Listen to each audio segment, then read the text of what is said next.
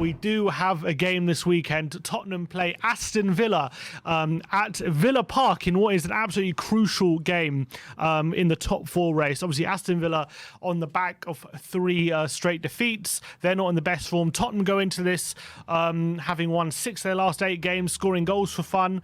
How are you feeling going to the game on the weekend, Rez? Yeah, pretty good. Under normal circumstances, I'd be quite confident, given that we have quite a good record at Villa Park. We do.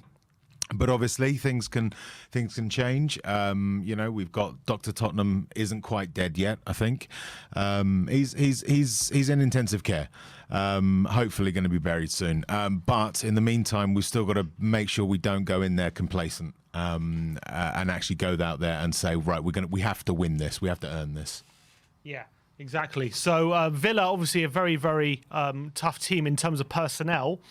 But since Gerrard's come in, they've obviously been very up and down, haven't they? You can't quite put your finger on what Villa are going to turn up, can you? Because they've got serious talent: Coutinho, Danny Ings, Ollie Watkins, even in midfield, John McGinn, and they've got players who, you know, some of them will probably get into our squad, but as a cohesive unit, I don't know, Gerrard, do you think Gerrard's kind of still figuring out the right balance of the team?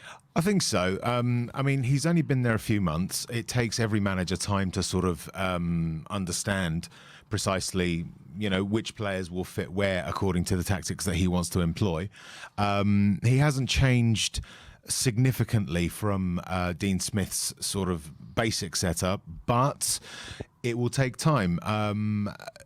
Right now, they're sort of, I think they're trying to work Ollie Watkins into sort of being their central focal point when they win the ball back from being out of possession, and stuff like that takes time. So yeah, I think this. I mean, I thought that they would. I thought that they would improve a lot faster given their transfer window, but I've been proven wrong, and they're still right now a little bit, as you say, uncohesive. Yeah, they've kind of. It's difficult at the moment to know what to expect from Aston Villa, because, you know, they beat Southampton 4-0. They're looking like they're playing great football. The front three were linking up brilliantly, and then they played. You know, recently they played Arsenal. I thought they looked completely toothless throughout the game. Yeah. And Arsenal kind of, I know it wasn't. There was only 1-0. It wasn't like a drubbing, but it was kind of an easy day for Arsenal. They didn't have to do too much to win that game. But you're fearing a different Aston Villa is going to turn up tomorrow. You know, because they are on the back of 3 straight defeats. So there's obviously going to be a reaction to that, isn't there? And you've always got to be wary when a team is on a run of defeats, because as much as they'll be low on confidence, they've also, one, they got to show reaction, and 2, they could spring a surprise in terms of how they set up, because they got to change things up because they're on a string of defeats, and then all of a sudden you're not 100% sure how they're going to play. You're not 100% sure, are they going to play this player for this formation? Yep. Those elements are difficult to kind of quantify. Absolutely. We can't say for certain what Villa are going to do because of, as you say, that, you know, having a bad run of form. They're going to be hurting, and they're going to be in front of their own fans. So their crowd is likely to get on their backs if things don't do well, which can swing a game one way or the other. It might make them retreat into their shells, or it might make them come out firing.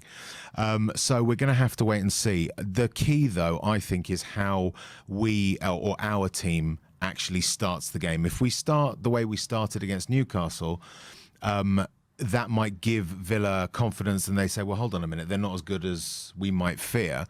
And they might go for us. If we start the way we played the latter part of the Newcastle game, I honestly believe that they might crumble, because they will be low on confidence.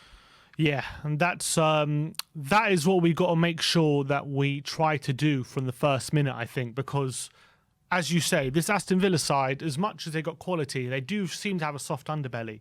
And I think if you can get at them early with the aggression that we've been showing of late, I think that could lead to a very kind of, if we can get them on the back foot early, even get an early goal or put them under pressure early, maybe the crowd starts getting on their back, maybe they start to get a bit nervous and unsure of themselves. And with a team who aren't as maybe sure of themselves because of the results they've been getting, especially under, you know, of late, you know, a few wins, a few losses, but they don't seem 100% sure of the right way for them to play.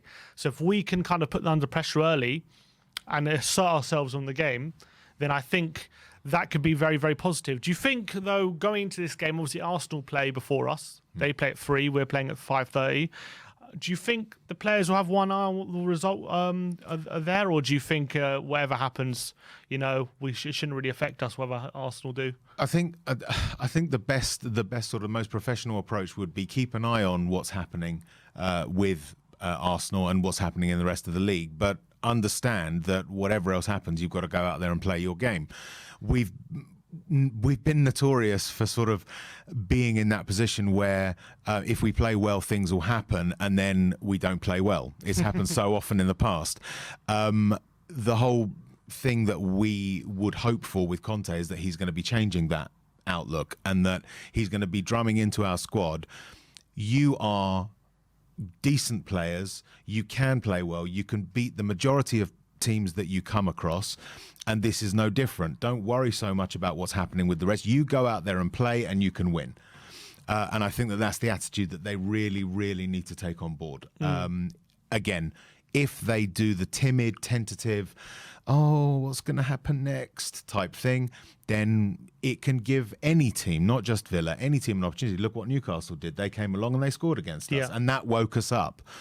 We shouldn't be in that position of needing the opposition to wake us up. We need to be awake from the opening whistle, from the first whistle. If we do that, I think we can hurt them very, very badly. I agree, and obviously we are in great form at the moment.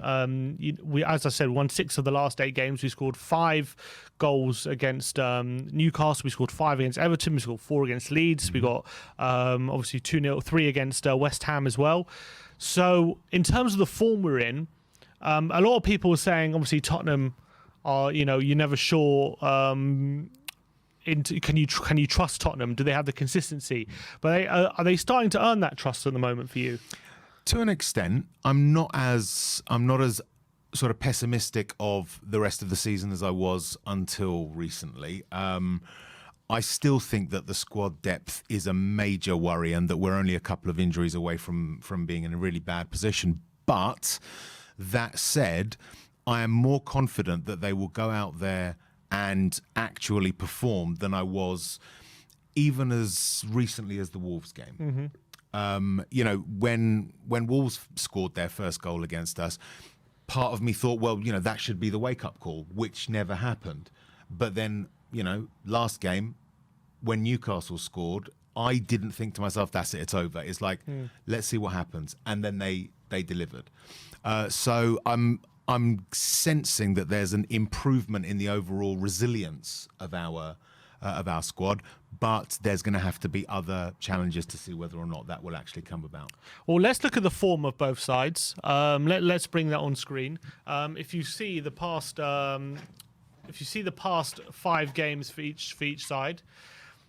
So look at that, 17 goals we've scored over the past 5 games. So we really are in very good goal-scoring form, conceding only 5 as well. Villa scored 9, conceded 5, but our away form is actually, well, if you include cup competitions, we've actually lost 3 of the last 5, right, which is a bit surprising. I didn't realise it was like that. But I think going into this game, we have to be confident that we can really hurt Aston Villa, because if we don't get the result that we're looking for in this game, all the doubts and all the, Tottenham being inconsistent, it starts coming to the fore again. Absolutely. And we have to make sure that we put that to bed, because everyone at the moment, as much as Tottenham are playing well, everyone's looking at Tom saying, look, they haven't been consistent all season. They're not gonna be, as much as their fixtures from now to the end of the season are favourable, they're not going to be able to keep that consistency of the way they're playing right now.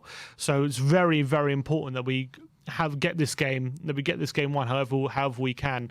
Do you see this game do you see it being a very tight game? Do you see it being a bit nippy, or do you think that we'll have space to play in this one? The weird one is this one I think relies on which Villa turn up.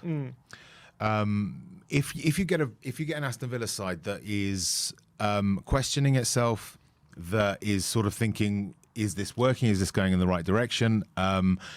We may find a team that is a little bit brittle that can then be snapped quite easily. Whereas if a Villa turns up in which, say for instance, Steven Gerrard has employed whatever man management skills he has, and got these players riled up and ready, then it may well turn into quite a tough game because they will be going toe to toe with us. They're in front of their own fans. They're going to want to make a statement. And the things that we suffered up until recently when it comes to sort of being a little bit ineffective under pressure may rear their heads because you're never going to get a complete squad where there is no further work to be done. There's always going to be something that can go wrong and some minor regressions or mini regressions happening. I think tomorrow's result, Sunday's result is going to rely pretty much on the matchup of mentality within the two squads. Spurs will want to make a statement, or you would hope that Spurs will want to make a statement to say, right, we're firing now and we're coming for you. We're coming for top four.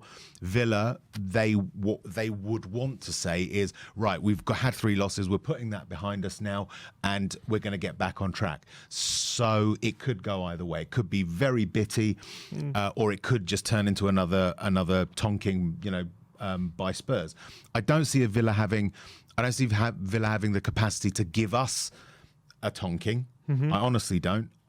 But they could still beat us. It could go either way. But I'm still confident of a Spurs win. And it's interesting, isn't it? Because you've got the likes of Philippe Coutinho, who a lot of Spurs fans wanted Spurs to go for in January. But I think he's kind of reverted to the Philippe Coutinho we all know he is, which is brilliant some games, but anonymous a lot of other games. But you never know. In this kind of game, he's the kind of player who just has the ability, a bit like, obviously he's not the same level as Ronaldo, but it's kind of like how United were not better than Tottenham that game. But Ronaldo was the difference. Absolutely. He was finishing, was absolutely the difference between the two sides. And I'm not saying it'll be similar, but I'm just saying Coutinho does have that ability to just get a goal out of nothing, doesn't he? And he's one, you just got to make sure he's having an off day. Absolutely. And also we've got to stifle him too.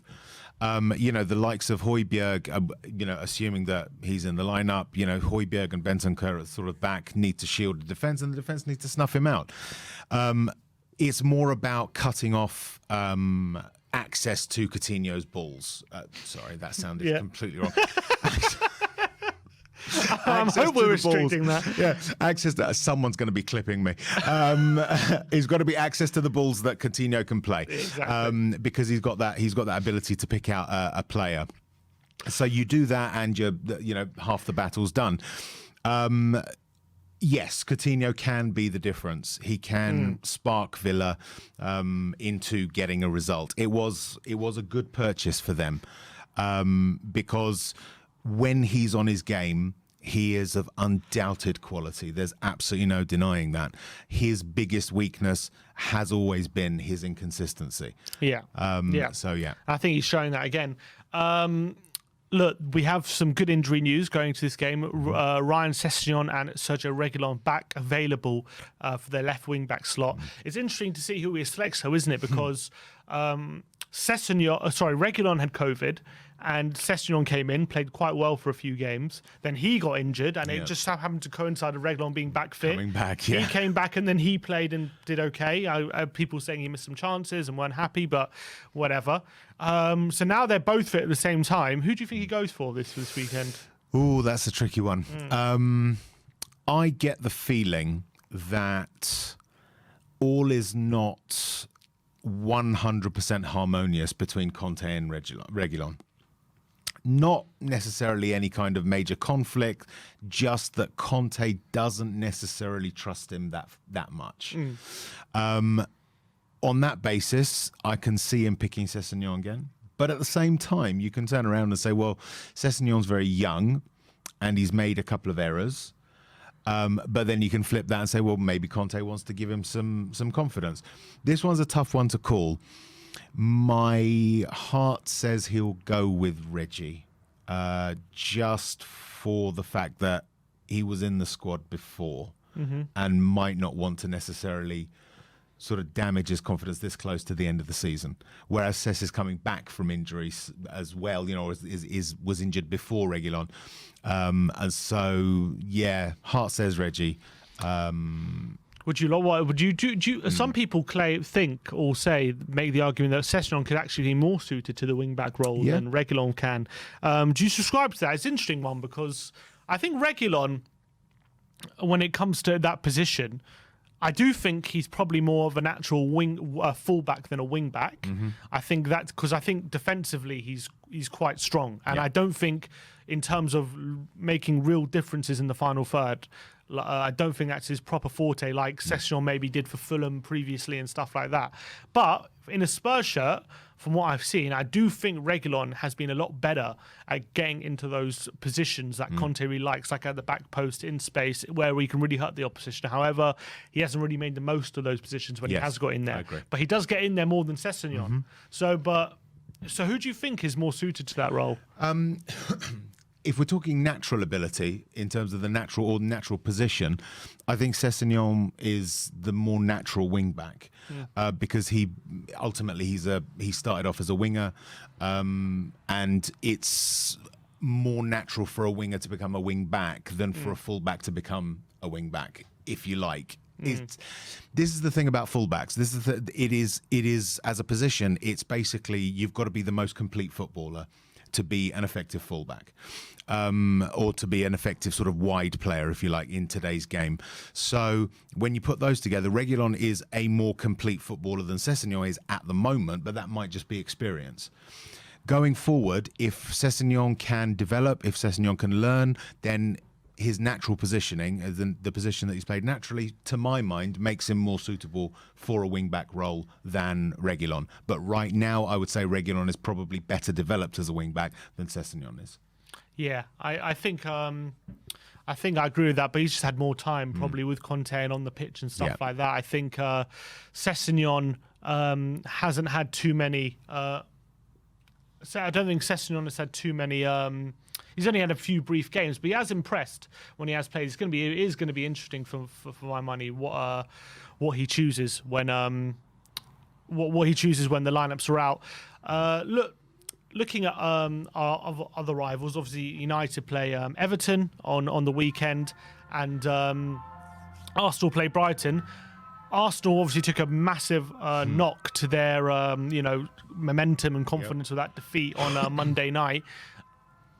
What's your assessment of how badly that is going to affect them, seeing as they got really bad injuries, they obviously a really bad defeat and a bad performance. A lot of Arsenal fans I've been speaking to saying it's not necessarily the defeat and the performance that worries them. It's more, Partey yesterday, he's out for a while. Tierney's out for the rest of the season. Looking at the overall picture now, do you think the Monday's result has swung momentum into Tottenham's favour in a sense that we're now favourites for top four, or do you think we can't go that far after one defeat yet? Well, I mean, you've got to if you look at it without any kind of side, if you sort of look at it as a neutral, anyone you speak to will probably say, well, the momentum is with Spurs, but Arsenal still have the advantage of that one game in hand, which is fair comment.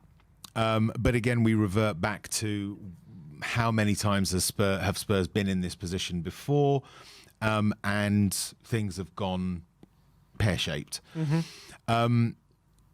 It really does come again, and this is going to be a bit of a theme. It comes back to the Conte factor. Has he managed to imprint at least some of his mentality on the squad? If he has, if they go into games with the same attitude that he has, or at least can replicate his attitude on the pitch when it matters, then momentum is certainly with us. What happened to Arsenal against Crystal Palace would have been incredibly demoralising, because they've had good victories, but all of them have been against lower level opposition. They've not really managed to turn it on against the upper reaches of the table, or clubs in the upper reaches of the table. And then Crystal Palace come along, who are always regarded wrongly this season as sort of relegation candidates. But Patrick Vieira has, contrary to a lot of expectation, brought them solidly into mid-table, and they're perfectly safe and happy to be there. And they had nothing to play for on Monday, not the Crystal Palace players. Vieira might have done, because he'd want to prove to his old club, I'm now, this is what I am.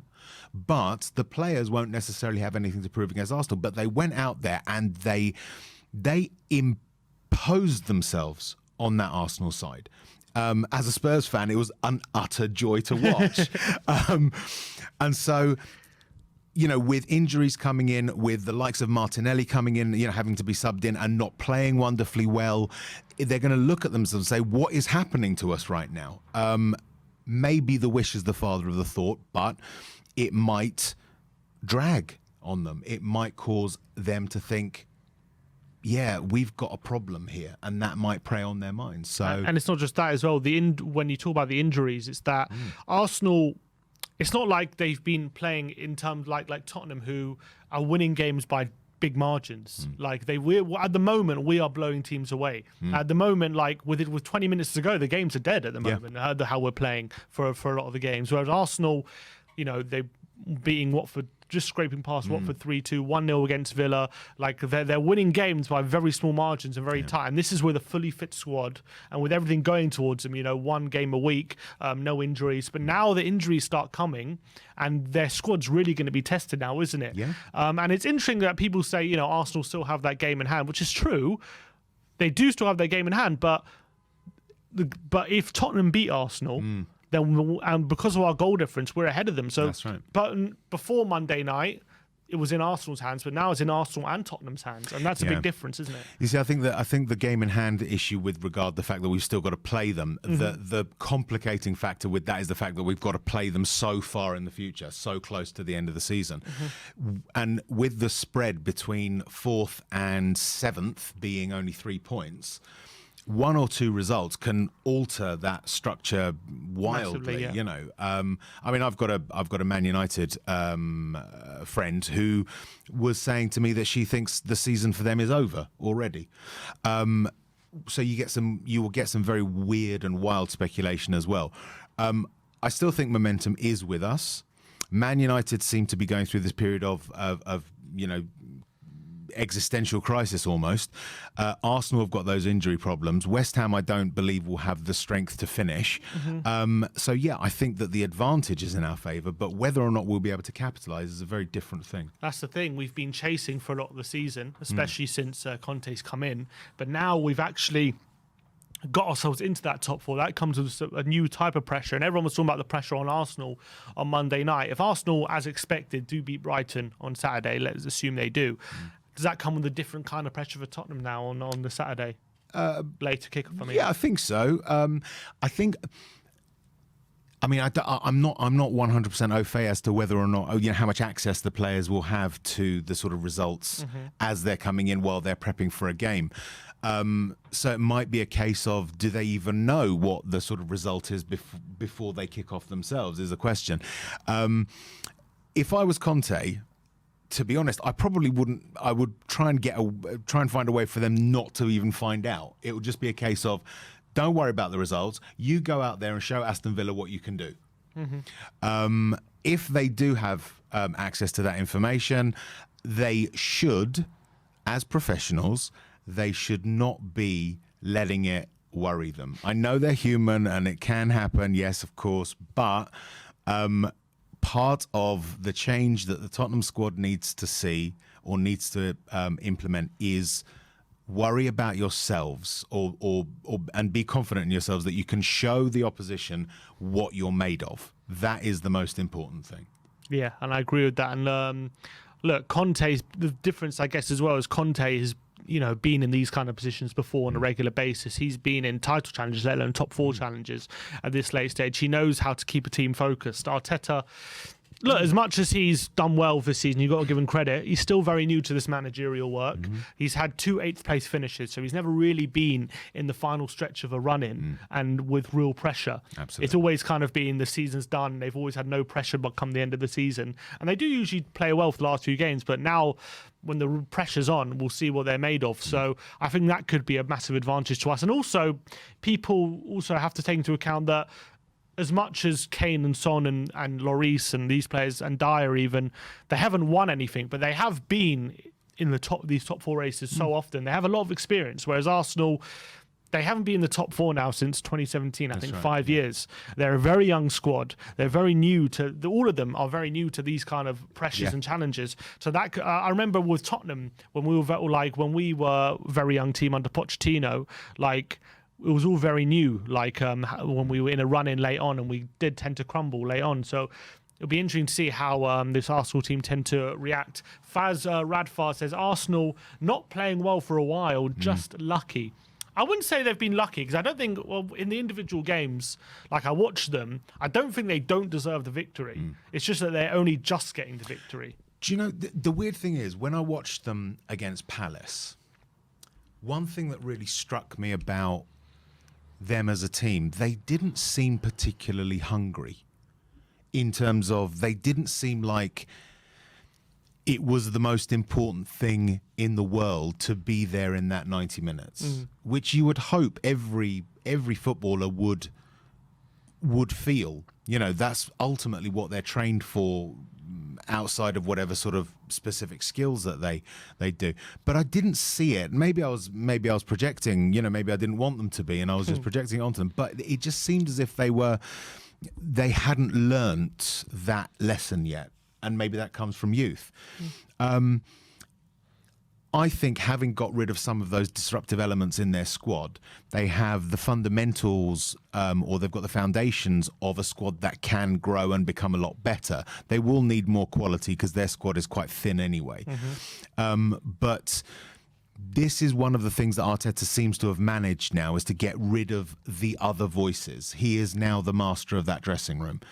This season, I don't think it's enough for them, but with some additions, with some more work, they may well constitute a threat in the future. I don't think, as I agree with you, I don't think they've been lucky.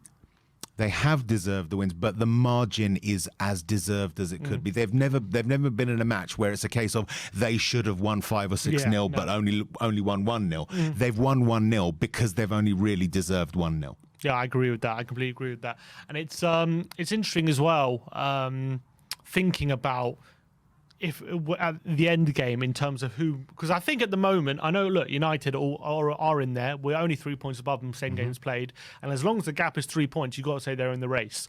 But if it, let's say, it is between Tottenham and Arsenal, it's interesting to think about who it's going to hurt more to miss out, because Arsenal, very young team, they'll, you know, people say they're growing. Arteta's moving them in the right direction. Even if they miss out on top four, they were never expected to get top four this season. So is it a massive is it a massive blow if they don't get top four and only finish fifth, when they're probably only expecting top six anyway?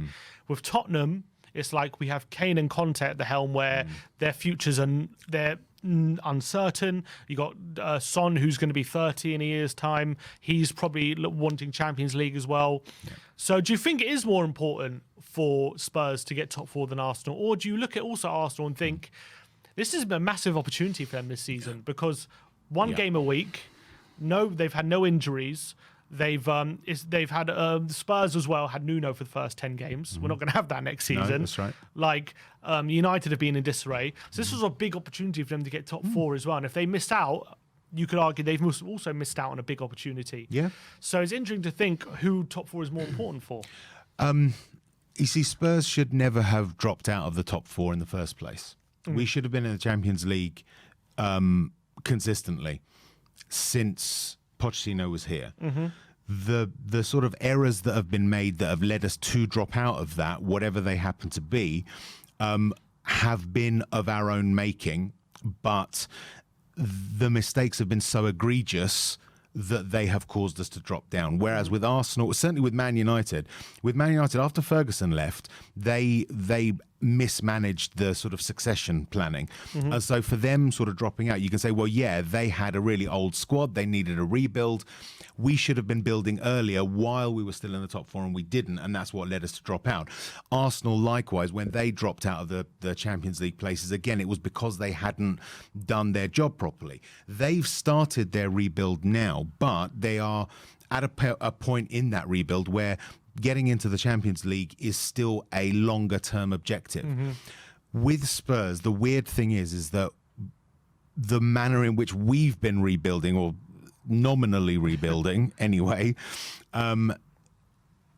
is almost reliant now on us getting getting Champions League football, because we have instituted, we've got this manager in place that we really need to have Champions League football for him almost. It's almost like if Conte doesn't have top four, that's a misuse of Conte. Right. So it's more important objectively to Spurs, not in terms of deserving. Deserving is a very complicated and different thing to unpick. Objectively speaking, it's probably most important for Spurs. Man United are big enough that they don't necessarily need the injection of cash. Arsenal are not quite at that point where that's an objective for them. West Ham have never had it, so they wouldn't miss it. Good point. So yeah, I think for Spurs, it's probably the one that is most critical for them. But is it a missed opportunity for Arsenal if they don't get it from this point? You don't think it's not this season. No, I don't think so. You don't think with one game a week and all these different factors going in their favour? No, because I think a missed opportunity is something that you're aiming for and not getting. No, but it's a bit like how everyone said when we lost the league to Leicester. Everyone said, that's a missed opportunity because you could have won the league. You had an opening to win the league that season. You didn't, even though at the beginning of the season we weren't even looking at top four. Yeah, absolutely. Let alone the league. Come the end of the season, we were in a title challenge. Yeah. Everyone was saying, if you don't win the league this season, you're not going to get an opportunity for a long time. And do you not feel like maybe it could be similar with Arsenal? If you don't get top four this season, maybe it could be a while before they get an opportunity like this. I don't think that's the thing. I don't think that them getting top four. I don't think us getting top four, in actual fact, will be. If we miss out on it, it will make that much of a difference to what we want to do next season. And I think that's the same for Arsenal. So I'm quite sanguine about the top four situation. For me, it's not a desperate thing, because when it comes to our squad, it's a case of Conte's tenure, Conte's era at Spurs will start in the summer, really, in my view. This has been the sort of preamble to the Conte era, even though he's been in place. And for Arsenal, again, it's a case of, for them, they have to get a squad together with proper depth before they can then start making a challenge for honours, let's say. And so, I think it comes down to definitions and semantics more than anything else. I think it's a case of how do we define an opportunity. For me, an opportunity is something that you would aim for, and if you don't get it, it's a missed opportunity. Whereas in this scenario, is it something that has a serendipitous thing that's dropped in that they didn't take advantage of? Yes, of course. If that's the case, it would be. But I don't think it's critical to either of us right now, in terms of it being a defining thing for us. It's more critical for us. Would love it to happen, but not really that desperate for either of them.